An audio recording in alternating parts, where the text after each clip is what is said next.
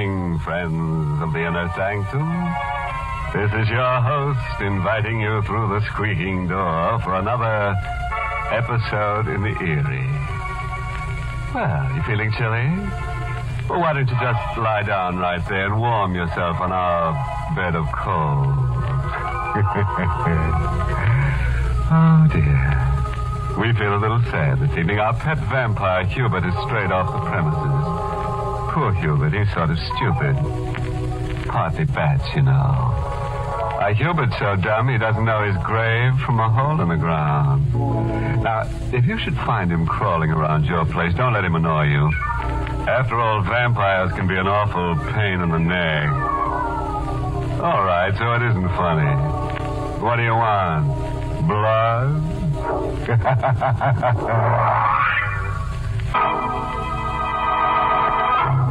Tonight's Inner Sanctum mystery, Tempo in Blood, was written by Ed Adamson and stars Mason Adams in the role of Chick with Everett Sloane as Sanders. All right, folks. Suppose you hang around for a while. And when the show's over, I'll have Hubert cut you down.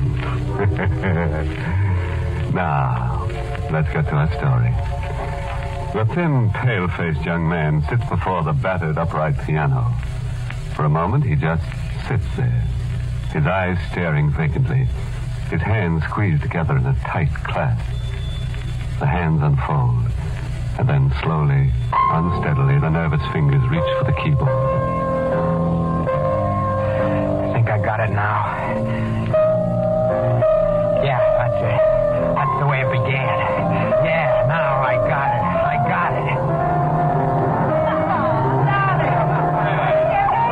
I was playing at the Silver Crescent, smoky 2x4 gin mill over on 8th Street. I came to hear Chick Denson pound it out on a black and white. Yeah, I really had the joint jumping that night, really jumping. Except for one guy. He was sitting in a booth right across from the piano. He looked like he was playing hooky from the cemetery. That guy, the one I'm telling you about, he just sat there looking, doing nothing but just looking at me. Figured at first he was just a square, a long hair. Why did he keep looking at me that way, that creepy way? It started to get under my skin like the itch. He itched me so much I stopped pounding. I stopped right in the middle and I walked over to him. What's the matter, mister? Don't you like my music making? Does it make any difference? Yeah, sort of. Didn't I appear appreciative? Sorry, I should have. You see, I've been following your career very closely for the past few months. Why? To learn all I can about you, study you. Sit down, Chick.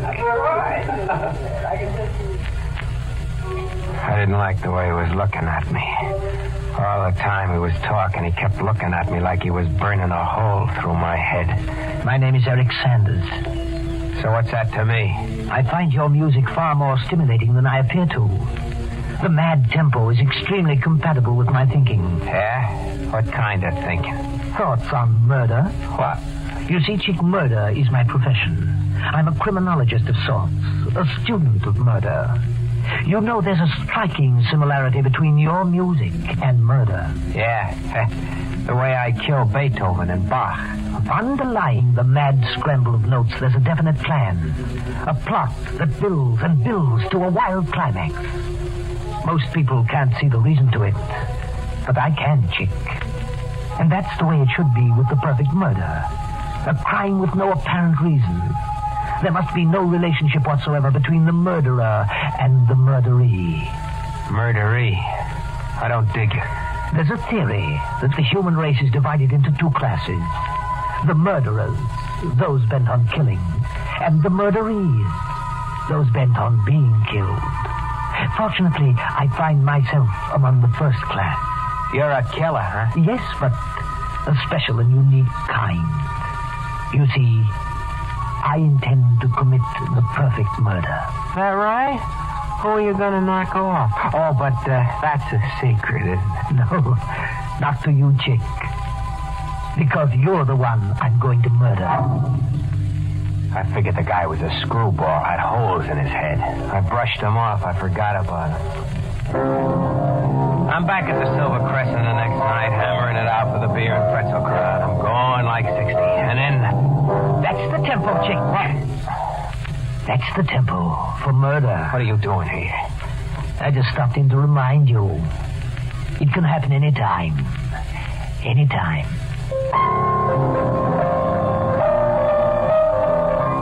That guy was beginning to get me. He was really getting me. And it got worse. Next night he shows up again. And the next. And the next. Hello, Chick. Now look, will you stop playing games with me? It's not a game, Chick. You're going to die, just as I said you would. Will you stop it and get out of here? Go on, get out. I selected you because you're a murderee. It's written all over you. The perfect victim for a perfect murder. There's nothing you can do to prevent it. Oh, you'll see what I can do. You can't run away from me. I'll find you wherever you go. I'll go to the cops. I'll tell them about you. They'll take care of you. That's what cops are for. They'll take care of you good. The police. Go ahead, Chick. You go to the police. They'll think you're crazy.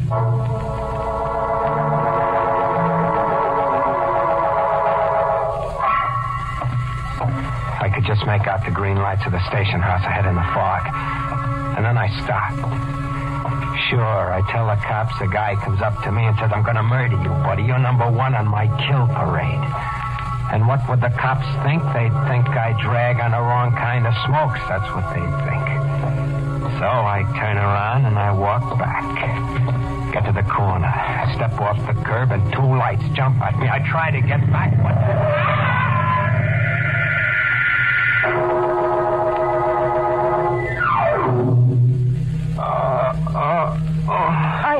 Are you all right? What is this? Who are you? My name's Rita Corday. You're in my apartment.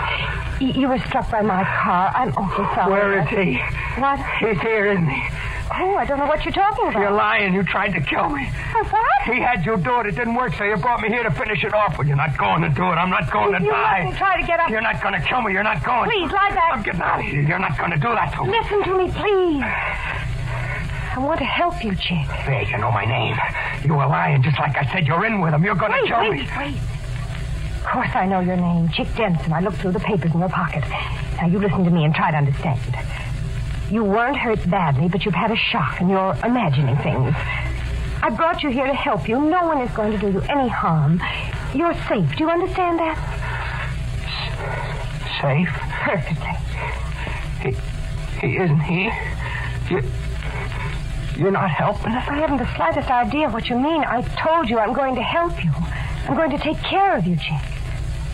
You're going to stay here until everything is all right.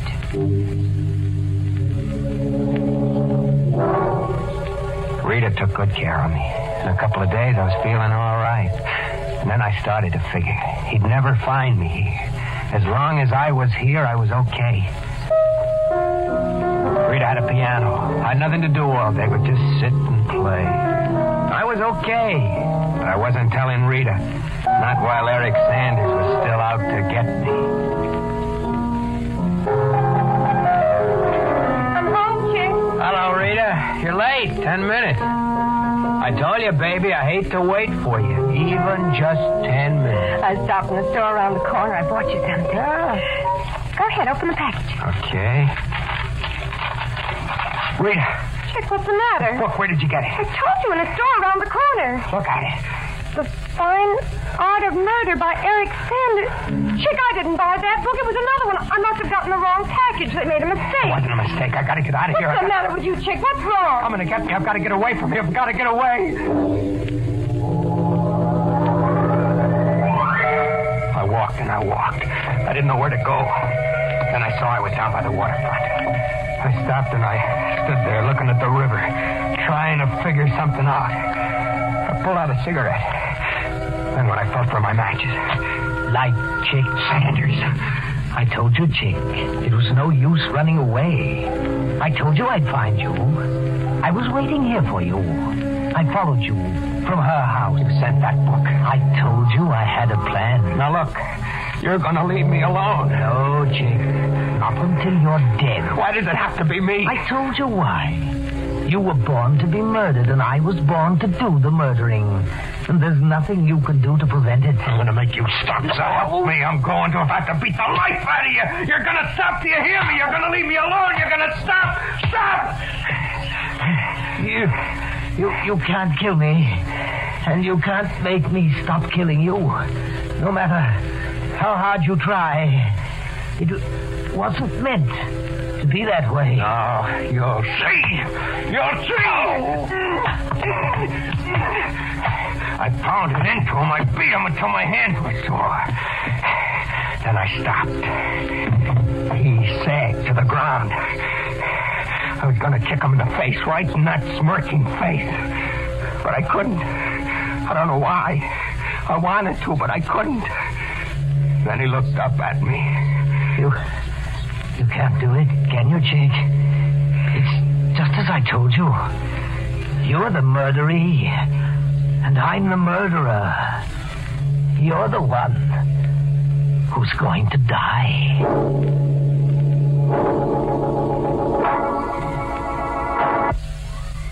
You know, I'd like to feel sorry for our hip pianist friend Chick, but I just can't. Why, surely his music teacher must have warned him that the boogie-woogie would get him if he didn't watch out. You know, Chick started out by being in the groove. Now it looks like he's headed for a rut, about 6 feet deep. Yes, sir, that Sanders fellow really digs him. Well, now, sit back and let's hear the low notes and the rest of Chick Denson's story.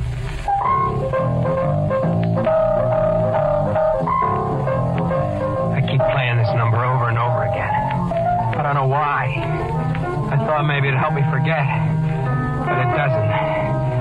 Nothing helps me to forget. I had to make up my mind to do it.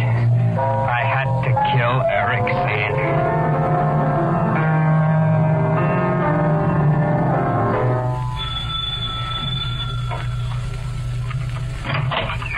Well, Chick, nice of you to visit me. I didn't expect... Get inside, Sandy. Oh, a gun. Get in there. Certainly. What's this about? I'm going to kill you. You made it this way. You made it either you or me, so now it's going to be you. All right, Chick. Here I am, back against the wall. Go ahead, shoot if you can. But you can't, can you? You can't pull that trigger. You hate me, yet you can't kill me. And I have absolutely no feelings about you, and yet I'm going to murder you eventually. I'm going to murder you in a perfect, undetectable fashion. What are you waiting for, Chick? Go ahead, shoot. Go ahead. Stood there laughing at me. I had to do it. I just had to. I squeezed the trigger. He stopped laughing. I squeezed again. Then I got out of there fast.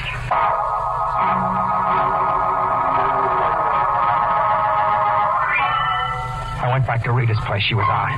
I sat down at the piano and banged on the ivories. I wanted to forget everything and just keep playing. I killed a guy. All right, so I killed him. But I had to do it. You can see that, can't you? Can't you? I kept punching away at the keys. Then all of a sudden, I feel something in the room, like a cold wind coming in when you open the door. Hello, Chick. It was him. Sanders. He was standing in the doorway. He was standing there as big as life. You thought you could kill me, but you couldn't, could you? You're dead. I shot you. You're dead. Oh, no, you couldn't kill me, Chick. You couldn't really kill anybody. I told you it wasn't in your nature. But I shot you. I fired the gun. You're dead. Yes, you fired the gun. But think. Maybe it was too dark in that room. The lights were low. You never fired a gun before, did you, Chick? Maybe your hand was unsteady. There are many maybes in murder. You've got to have a plan when you kill. A sure, definite plan. Like I have for you, Chick. A plan for the perfect murder. Don't come near me. Stay away. Don't come near me. No, Chick, it's not now. Not at this moment. But the time is getting closer. That's what I came to tell you. The time for you is getting closer.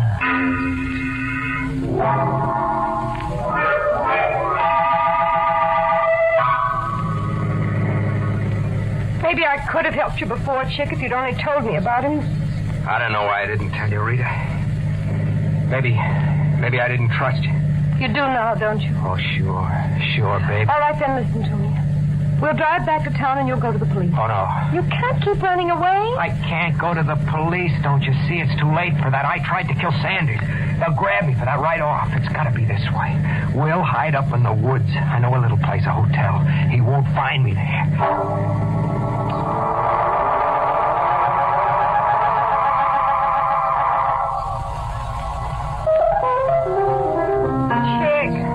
Yeah, Rita? You have to play that again. What's the matter with it? Nothing, I'm just tired of hearing it.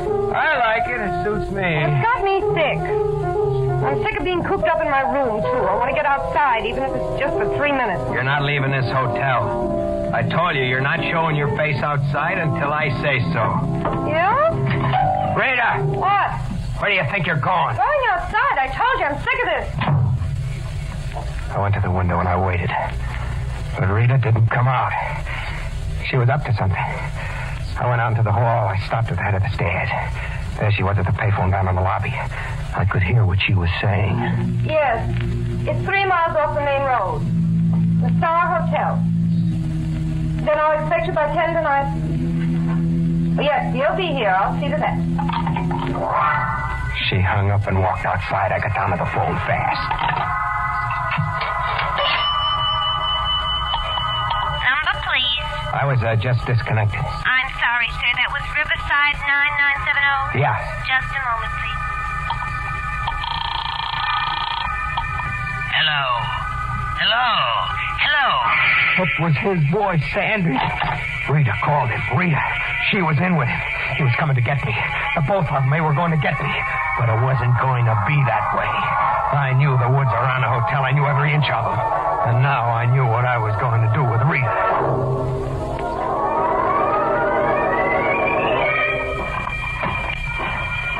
Where are we going, Chick? What's the difference? You wanted to get outside, now we're out. It's so dark in these woods. The moon's out. There's a clearing a few yards ahead. See? Plenty of light.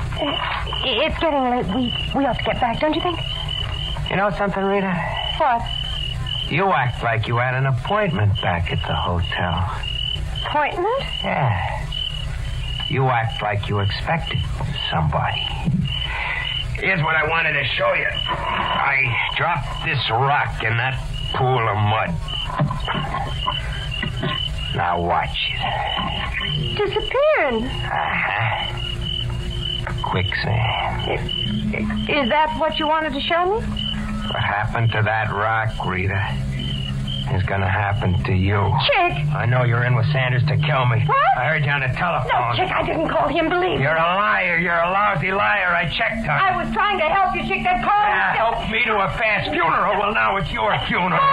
He says I can't kill. Well, you'll see, Rita. You'll see. I can kill you. Please don't listen to me. You're Please. going under like that rock. Just like that. Chick, please, for mercy. Just like that rock. Please, listen to me. I was only trying to help you. Please, pull me out of here. Save me. Please. I stepped back and I watched the Help sand me. swallow her up. Chick, help me. Help. The woods were quiet again. I turned around, and then I saw him standing there in the moonlight. You killed her! He didn't look the same as he looked before. I could see it in his eyes. He didn't sound the same. His voice gave him away. He was afraid. Afraid of me. You killed her! You said I couldn't kill, but now you know I can. I planned her murder, Sanders. I planned it perfectly. I killed her, and now I can kill you! Don't come in it! Don't come in it! I chased him through the bushes. I followed him in the moonlight, and then he disappeared into the shadows. Go ahead, run! Run, but it won't do you any good, Sanders! I'm going to get you! I'm going to get you when you least expect it!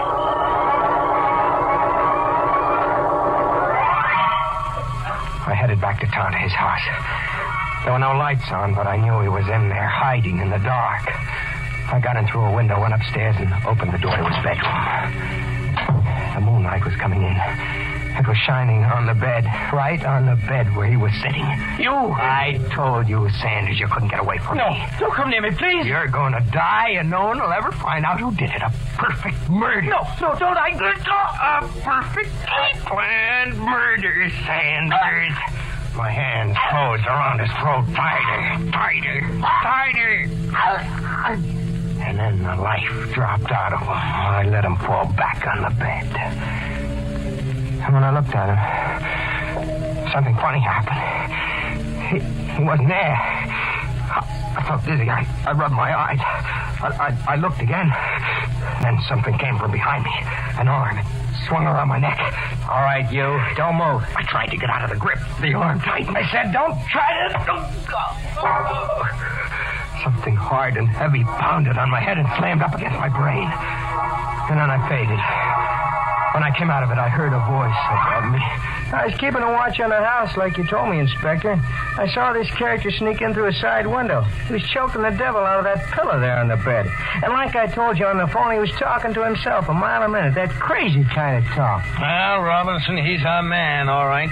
Sure, Inspector, but what bothers me is if he did knock Eric Sanders off 3 days ago, why in the deuce did he come back here again? I don't know, you got me. But it's a good thing for us he did.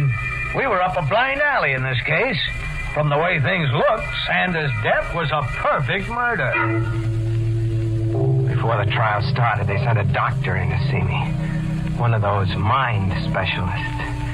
He spent hours with me. He told me why I bothered to go back again to Sanders' house. The first time you went to Sanders' house, Chick, you actually murdered him with your gun. But in your mind, you couldn't kill him. In your mind, he was still alive. But, Doc, I saw him. He talked to me. I heard his voice. Those were hallucinations, Chick. Yeah? What about the telephone call Rita made? I talked to him right after she did. Rita Corday was calling in a doctor to look at you. She thought you were mentally sick. When you heard the doctor's voice on the phone, you believed it was Sanders because you wanted to believe that. Rita, she was trying to help me.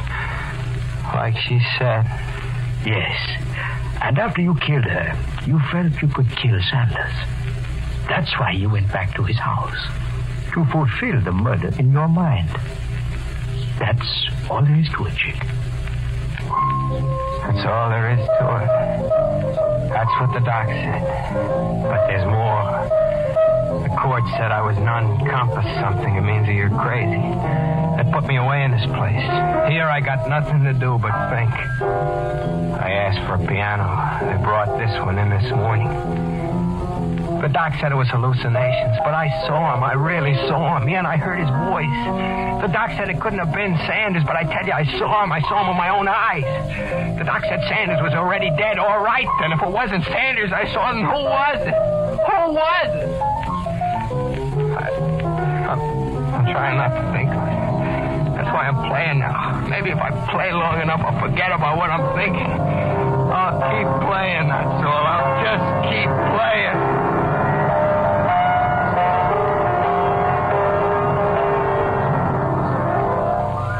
Good night.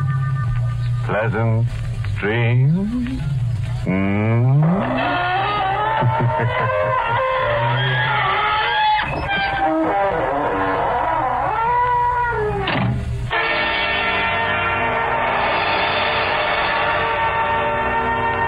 Inner Sanctum was a presentation of the United States Armed Forces Radio Service, the voice of information and education.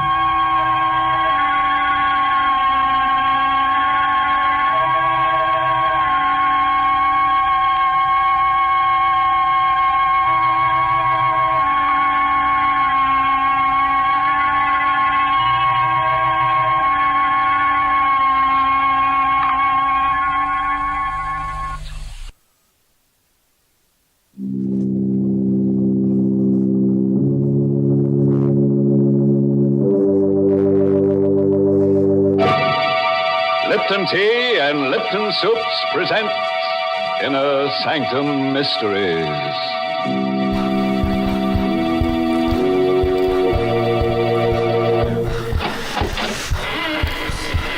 We drove 147 miles from Boston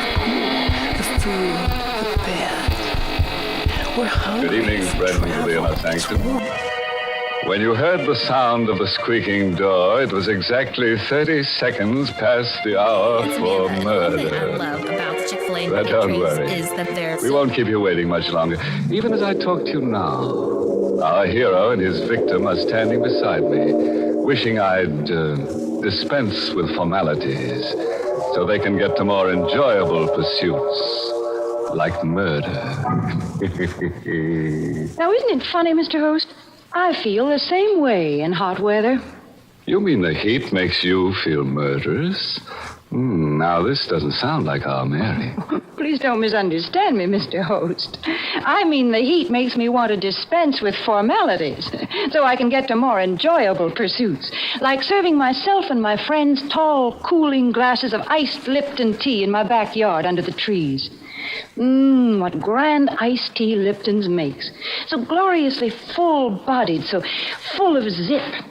And it's that brisk Lipton flavor that does it. A flavor that's never flat, but always spirited and satisfying.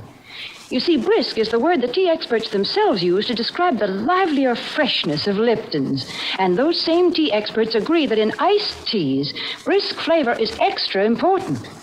That's why, for the best iced tea you ever tasted, you should always insist on Lipton tea. It's good iced because it's brisk in flavor. So keep a frosty pitcher of iced Lipton tea always on hand. Thank you for those cooling thoughts, Mary. Now into our sizzling thriller, 8 Steps to Murder, written especially for Inner Sanctum by Emil Teppelman. This is the chronicle of a carefully calculated crime. A crime so twisted and subtle that it had to be blueprinted in advance. As Barry Kroger, in the role of Mark Durfee, the newspaper columnist, tells his story, we shall watch this crime develop, step by step. 8 Steps to Murder. When I decided to kill Basil Archer, I went about it like an architect, laying out the plans for a complicated building project. Only a fool leaves the details of such an undertaking to chance. I calculated every risk. I weighed every possibility of failure. I blueprinted each of the 8 necessary steps I had to take. My first step was to get a suitable weapon. I went on Monday morning to the office of a pawnbroker I knew on 48th Street. Good morning, my friend. How are you, Mr. Krug? Come in, Mr. Duffy. Thank you. You know what I want? Indeed, yes. I have it here, exactly what you need. It's fully loaded.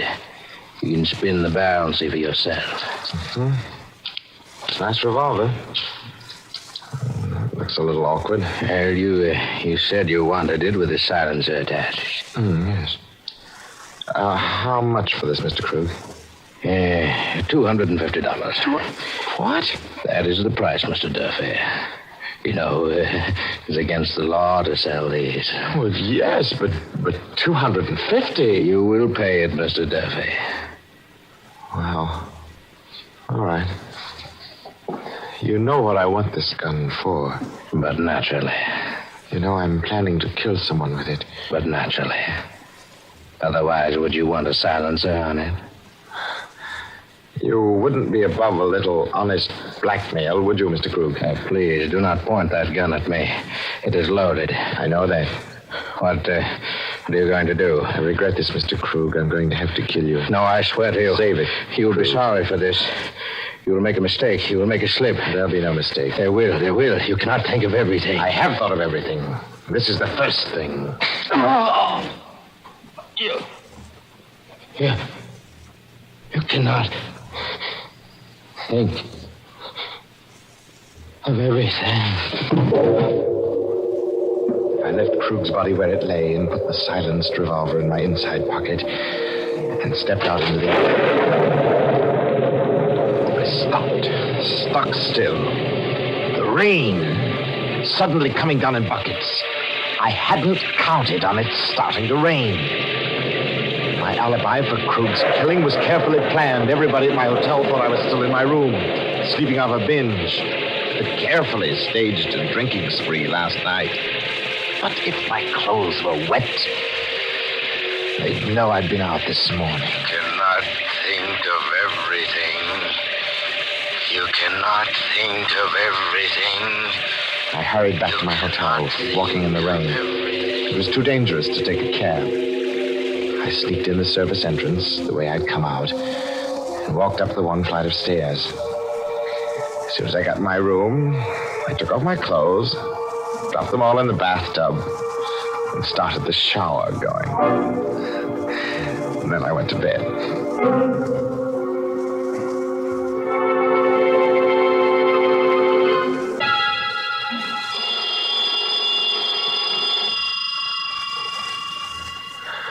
About noontime, when the phone rang, I knew it was the clerk downstairs calling because I'd left a call for 12.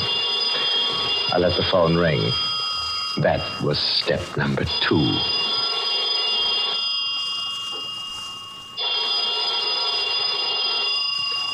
A few minutes later, just as I expected, Ryan, the house detective, let himself into the room with his pass key. I pretended to be asleep, dead to the world. All the cockeyed shenanigans. Lord, what a load he must have taken on last night. I heard Ryan go into the bathroom where the shower was still running, and then come out, muttering, and approach the bed. Wake up, Mr. Duffy. What? Oh, my head. Oh, you must have been as high as a kite last night. Oh. You undressed in the shower. Left all your clothes in the bathtub. They're soaking wet. I was safe. My tracks were completely covered. This was Monday afternoon. According to my schedule, Basil Archer was to die on Friday evening at 10 o'clock sharp. I was now free to take step 3 in my blueprint for murder. For this purpose, I went to Basil Archer's office. He was a theatrical producer, you see. His office was upstairs over the famous old Fantasy Theater, where Archer's new play was to open on Friday evening. As I opened the door of Basil Archer's office, I was quite cool. I'd rehearsed myself well. Basil was seated at his desk talking to Gregory Sutherland, the young and handsome author of the new play. Hello there, Mark. Glad to see you. Hi, Basil. Just dropped in to get a line on the new play. You know Greg Sutherland, the author? Sure. Greg, this is Mark Duffy. We've met. I tell you, Mark, Storm Over the Highlands is going to be the biggest hit of the season. Greg's written a fine play. Oh, I'm glad to hear that, Basil. Ought to go over big, especially with your wife doing the lead. Nina's a great actress. Confidentially, that's one of the reasons why I'm doing Storm Over the Highlands. It's just suited for Nina. Nina will be wonderful. Well, I guess she likes working with you, Mr. Sutherland. It's always a good idea for the author and the star of a play to work together. Oh? Have you and Nina been working together, Greg? Well, yes, Mr. Archer. We sort of thought if we could exchange ideas. I never saw two people put their heart and soul into a job like Nina and Sutherland here. They spend every minute they can together. Now, look here, Duffy. I don't like the way you said that. Oh, I'm sorry, Sutherland. You know I didn't mean anything. It's only what people are saying, seeing you both together so much. What's this all about, Mark? This is the first I've heard of anything. Oh, forget it, Basil. Oh, by the way, here's a package. I want to give it to Nina on opening night. I wonder if you'd put it in your safe for me till Friday. Oh, sure, if you want me to. Sure. I'll put it here on the bottom shelf, next to the payroll money.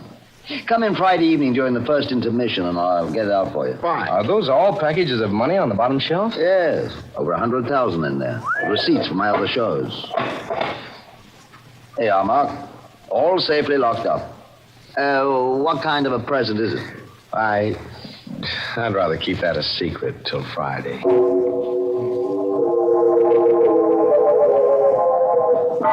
From Archer's office, I went straight to his apartment. I knew Nina would be home, and it was important that I talk to her now. Hello, Mark. I've been wondering if you'd come today. Well, I told you I would, Nina. I've waited so long. Oh, darling. Oh, Mark, how long will it be now? How much longer? Only till Friday, darling. After Friday, you'll be free of him forever. And then you and I... There's work to do first. This is only the 4th step. There are 4 more to go. Everything's working according to schedule. The next step is up to you. What must I do, Mark? Oh, I've started the ball rolling. Basil's beginning to worry about you and Sutherland. He's got to be encouraged to suspect as much as possible. You've got to be seen around with Sutherland as frequently as you can. Oh, that'll be easy. Sutherland's hardly more than a kid. He worships the ground I walk on. But I'd rather be with you, darling. There's 5 days more, Nina. And then we can be together. Always.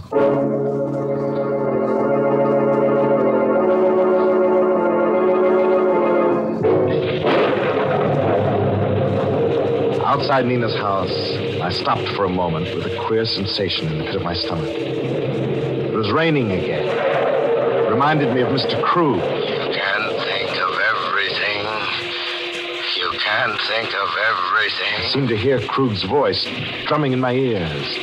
You'll make a mistake, Mark Durfee. You'll make a mistake. I won't, you old fool. I won't. You'll make a mistake.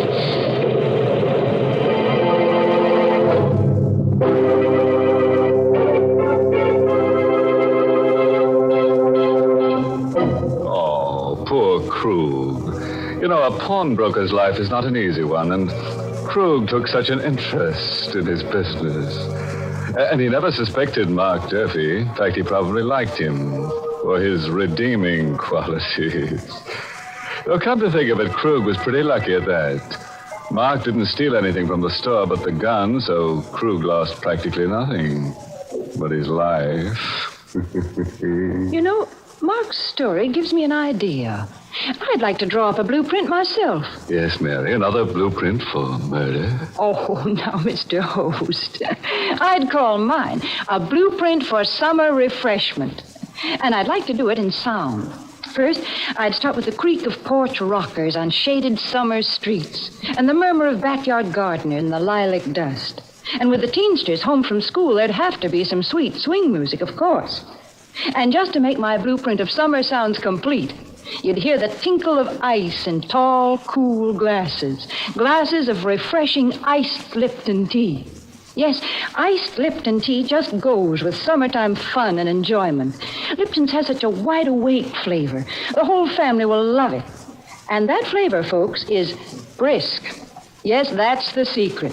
Lipton's brisk flavor is what makes iced Lipton tea taste extra good. So for a delightful treat to beat the heat, serve iced tea. And for the best iced tea ever, insist on Lipton tea. Brisk flavor, never flat. Couldn't have done better myself, Mary. But now, let's catch up with our architect of murder. If Mark Durfee's blueprint works out according to schedule, our death rate should go up sharply to about 1 per person. Let's see. He should be up to his 5th step by now, shouldn't he? Tuesday was a clear day without rain, and I felt better. I knew now that I couldn't make a mistake. In 4 days, Basil Archer would die as planned. And now for the 5th step. An easy one for Mark Durfee because he's a newspaper columnist. It merely requires dictating a little item for his column into the dictaphone at his desk. Oh, there's a new play opening soon, which should be a huge success if the author and the leading lady can do anything to make it click. They're working harder on it than the producer himself. It looks like they've clicked with each other, too.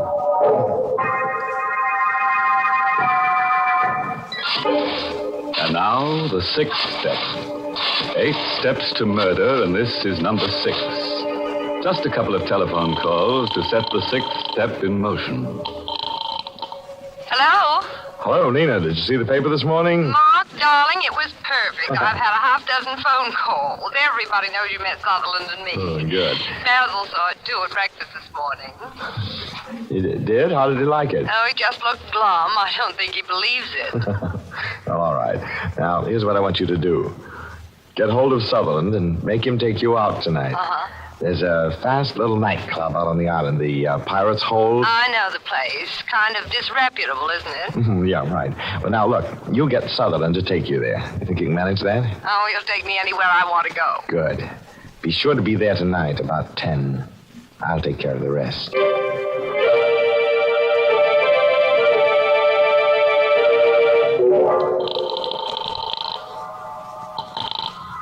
Archer speaking. Oh, hello, Basil. How are you? Mark Durfee. Now, look here, Now, Mark. look, wait. Take it easy, Basil. I know you want to bore me out about that piece in the column. I thought you were a friend of mine. Oh, look, Basil, that's why I printed that piece. I don't like what's going on. Just what do you mean? If Nina feels like working with the author of the play, she's Sure, that's all right. But look, why keep things secret? What do you mean by that? Well, you ask Sutherland if he has any plans for tonight. I know what plans he has for tonight. He's going to stay home and work on some lines in the last scene. Oh, is that so? What are you hinting at, Mark? I'm hinting that you take a run out to the Pirates' Hold. You know where it is? Out on the island? And you'll see how hard Sutherland will be working on the last scene.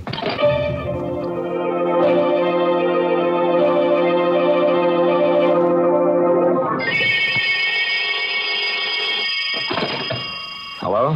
Mark, this is Nina. Oh, where are you? I'm calling from the Pirates' Hold. Basil was just here. Oh, God. Did he find you with Sutherland? Well, naturally, I did just what you told me to. I'm fine. Everything is set for tomorrow. You're sure everything will be all right? Oh, yes, quite sure. Now, this is what I want you to do tomorrow. Just before the show opens, you'll take sick. Oh. Basil will have to put in an understudy for you. Yes, I can do that all right. Then you'll dismiss the servant. Yes. Now, remember this clearly, Nina. You're going to be my alibi for the hour between 9 and 10. Understand? I understand, Mark. I'll be over at 9. But I'll leave a few minutes later by the back way. Only you'll swear that I stayed till a few minutes after 10. Is that clear? Yes, Mark. And good luck.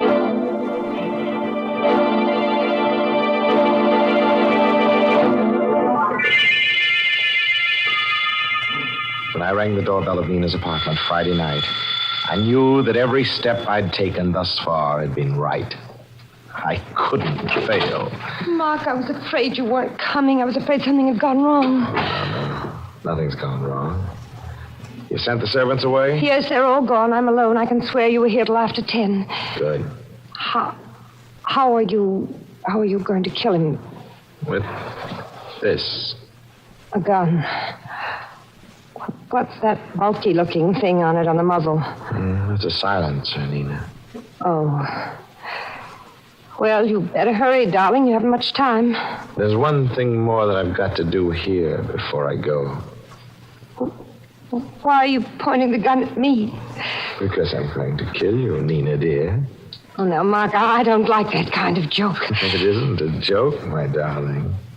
Mark, are you crazy? You little fool. Did you think I'd go to all this trouble, planning this thing step by step? Did you think I was doing all of this for you? But I thought you loved me. You thought I was committing murder because I loved you? Oh, Nina, you're just another step in my blueprint. Now you've served your purpose, just like Krug. Krug was step 1, you're step 7. Mark! Oh.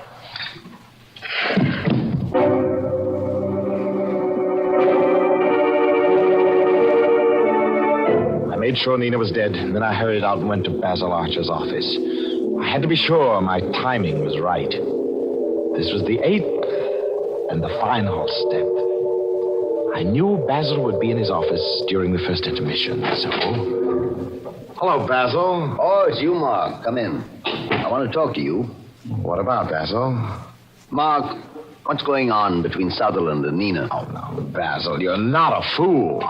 I can't believe it. Well, look, if you want proof, suppose you get that package out of the safe, the one I left with you. The package? What's that got? Well, you get it, and I'll show you. Well, all right.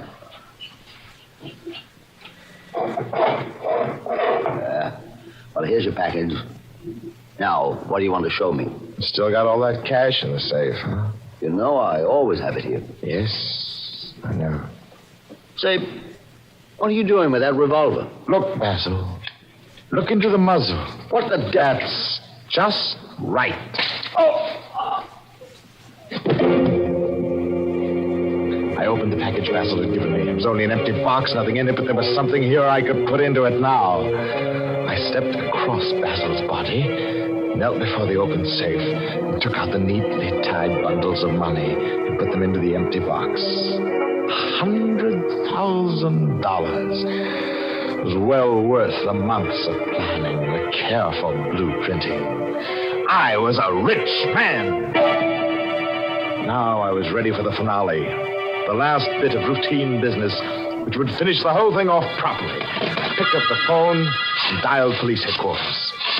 It wouldn't be too difficult to imitate Basil Archer's voice over the telephone. I'd rehearsed that, too. Yes, headquarters. Hello. This is Basil Archer speaking. I've just killed my wife. What's that? My wife and Sutherland, they were planning to run away together. They stole all the money from my safe and were going away. So I killed her. And now I'm going to kill myself, too. Now, wait, Mr. Archer. Now, wait a minute. Don't do anything I rash. softly replaced Just stay there till we send a radio.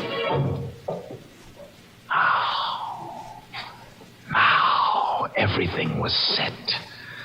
Carefully, I placed the revolver in Basil's cold hand. I'd left no prints on it because I was wearing gloves. I picked up the package and walked out into the hall. But in the hall, I stopped short. Someone had just come into the building downstairs. I peered down and I saw Gregory Sutherland coming up. Mr. Archer, are you up there? You better hurry. The second act is starting. Sutherland was coming up the stairs. I couldn't get out, but I wasn't trapped. Oh, no. There was a porter's closet down the hall. I tiptoed over to it and slipped inside just as Sutherland got to the landing. Mr. Archer, are you in there? Sutherland was in Basil's office now. He'd be finding the body. This was my chance to sneak out. I opened the closet door. Come on, Kitty. Archer's office is one flight up. If we can make it in time. The guy said he was going to kill himself. The police had come in answer to my telephone call. Now I couldn't get out. There'd be a crowd outside and I'd be seen leaving. I had to stay in the building. But still, I wasn't trapped. I knew just what to do. Instead of leaving the building, I would walk out of the closet and into Basil's office right after the police. They'd think I'd just arrived. I stepped out of the porter's closet. I started for the door of Basil's office. Then, suddenly, I got a sick, weak feeling in the pit of my stomach. I stopped stock still. I'd almost walked into my death. It was raining outside. Suppose I walked in there with my clothes all dry, claiming that I'd just come in from the street. They'd know that I'd been hiding in the building all the time. The rain, that rain, it almost tricked me again. You can't think of everything. You'll make a mistake. You can't think of everything. I can, you old fool. I'll show you. I hurried back into the porter's closet. I knew how to beat this, too. I turned on the faucet in the sink. Splashed and drenched myself from head to foot. Well, now I looked as if I'd just come in out of the rain. I stepped out of the closet, went down the hall, and entered Basil Archer's office, dripping wet. The two policemen were standing over Basil's body with Gregory Sutherland. They all looked up as I came in. Oh, hello, Mr. Durfee. Sorry about this. It's your friend, Basil Archer. Committed suicide. Oh, no. Oh, it's impossible, Sergeant Moran. Basil wouldn't do a thing like that. Why, who found him? I did, Mr. Durfee. I came to call him for the second act. Oh, this is terrible. It's like an open and shut case. Killed his wife, then came here and knocked himself off. Oh. And what's more, Mr. Sutherland? Yes? Before he knocked himself off, he phoned headquarters and said you'd stolen money from his safe. Well, that's a lie. Wait a minute. Sergeant. Mr. Durfee. Yes, Sutherland. How did you get yourself all wet like that? Oh, well, you try not getting wet in that rain. Rain? What's rain, Mr. Durfee? Suddenly I went clammy all over. I saw that none of them was wet. Their clothes were all dry. But how could that be? They'd just come in out of the rain. What rain, Mr. Durfee? Well, you can hear it, can't you? It's pouring rain. Just listen to that thunder. Thunder? Rain? Good heavens, that's the funniest thing I've ever heard. Don't you see, Sergeant, he's been in the building all the time, trying to make us think he just came in and he got himself all wet for nothing. Sergeant, I bet you $1 he murdered Archer. You're crazy. It's pouring outside. You can hear it yourself. but just listen to that rain beating down. The thunder. You poor sap. That isn't rain you hear. It's my play next door. Storm over the Highlands. Remember? And those are the sound effects in the second act.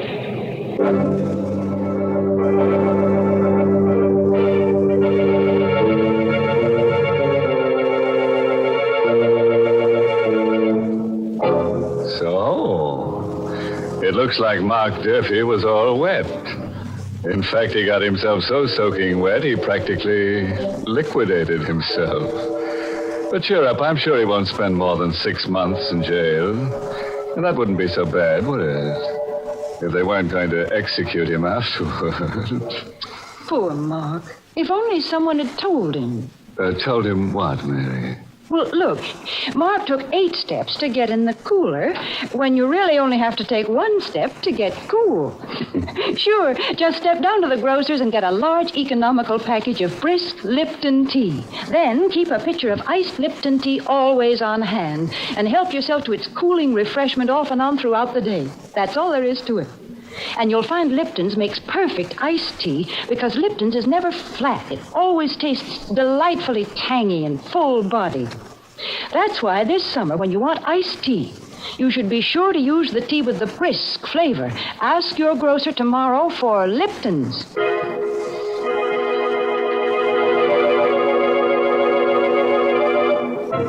And so ends our little essay on the modern methods of murder. Of course, our little essays on murder are only for the select few.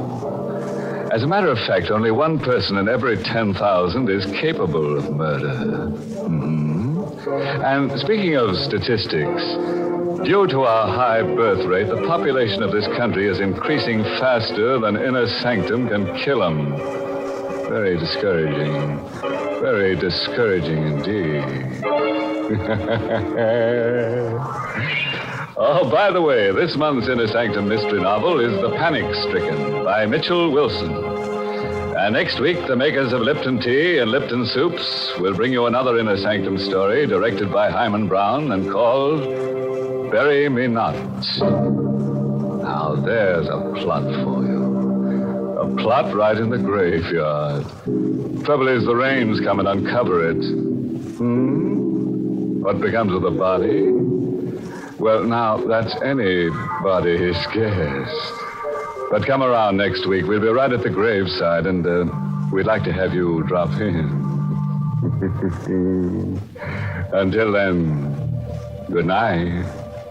Pleasant dreams.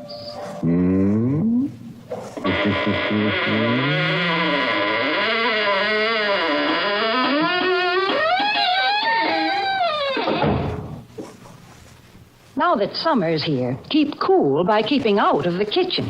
Serve Lipton's noodle soup. It's quick and easy to prepare and gives you a delicious soup in a jiffy with so much less work and trouble. It's the perfect hot dish to serve with cool summertime suppers because Lipton's is luscious noodle soup with real old-time chickeny flavor. Besides, Lipton's noodle soup mix costs less and makes lots more than the usual canned soup. Ask for it tomorrow, Lipton's Noodle Soup. And tune in next week for another Inner Sanctum mystery. This is CBS, the Columbia Broadcasting System.